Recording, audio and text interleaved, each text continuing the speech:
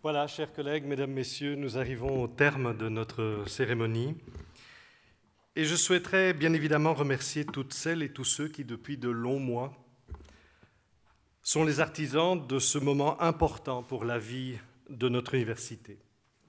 Permettez-moi de remercier tous les services de l'ULB qui ont été associés à l'entreprise et par-dessus tout, bien sûr, le service des cérémonies et particulièrement Nicolas Dassonville.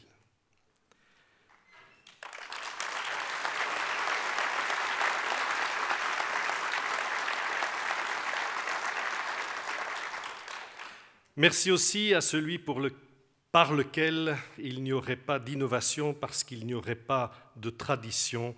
Merci à notre orateur, le professeur Carole Deroux.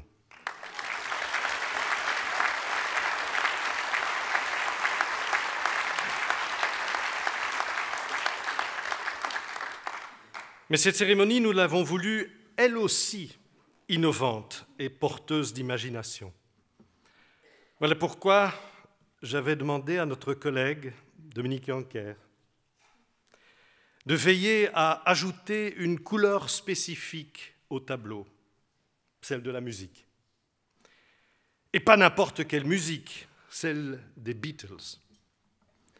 Cette incongruité dans une séance académique ne vous aura pas échappé. Mais comment évoquer le changement, comment évoquer la modernité, la créativité, sans sortir un peu de l'académisme?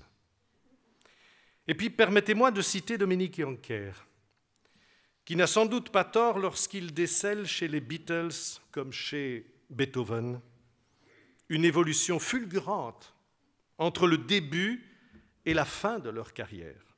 Je le cite. Un jour, Beethoven a écrit sa 3e symphonie, rompant avec le classicisme mozartien. Ce jour-là, sa musique ne tint plus dans un salon viennois.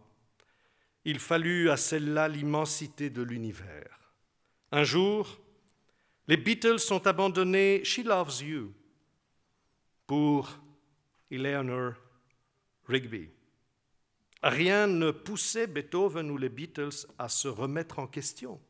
Leurs succès respectifs étaient immenses et confortables. Qu'en début de carrière, un artiste ait la volonté de se démarquer est compréhensible.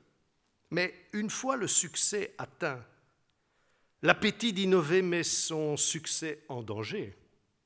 Beethoven et les Beatles ont bravé ce misérable danger.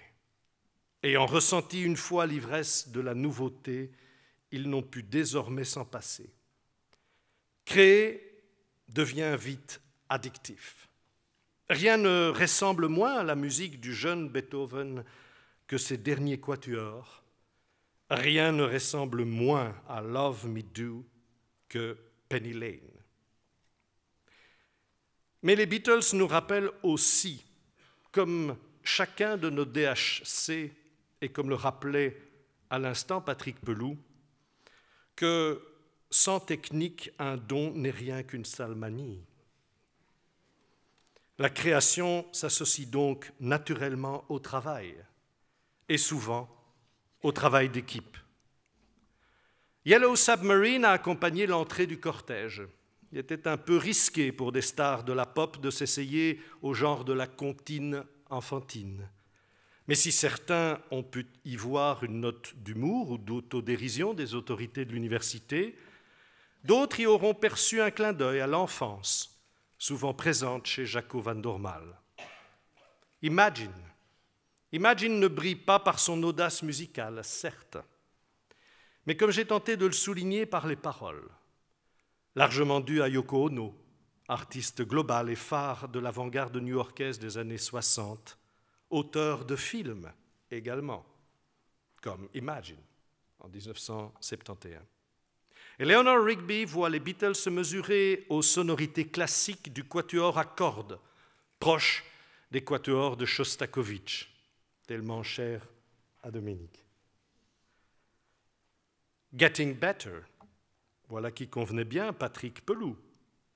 Juin 1967 sur l'album Sgt. Pepper's, et puis merci aux cordes, qui remplaçaient très avantageusement les accords de guitare électrique. I am the Walrus évoquait le style, sans concession, et la pointe de provocation d'Anne de Meulemeester.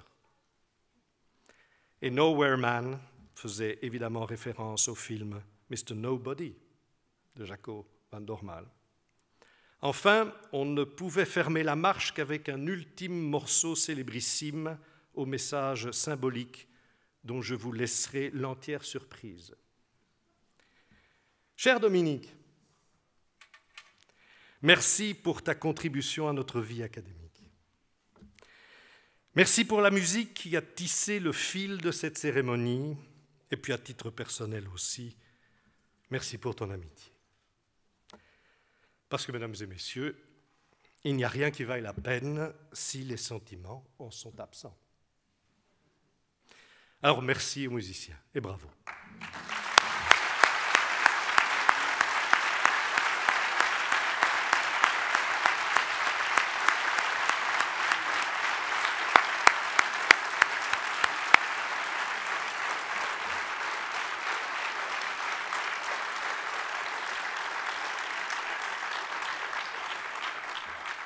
Alors nous allons maintenant procéder à une ultime photo générale de nos DHC du jour qui sera suivie, comme le veut la tradition, par le chant de l'université, le Summer, et ensuite le cortège sortira et je vous demanderai, conformément à la tradition, de bien vouloir rester debout à vos places durant cette sortie et nous nous rejoindrons toutes et tous dans un bâtiment voisin dénommé poétiquement R42,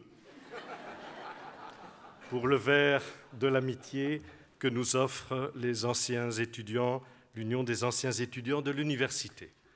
Merci et à très vite.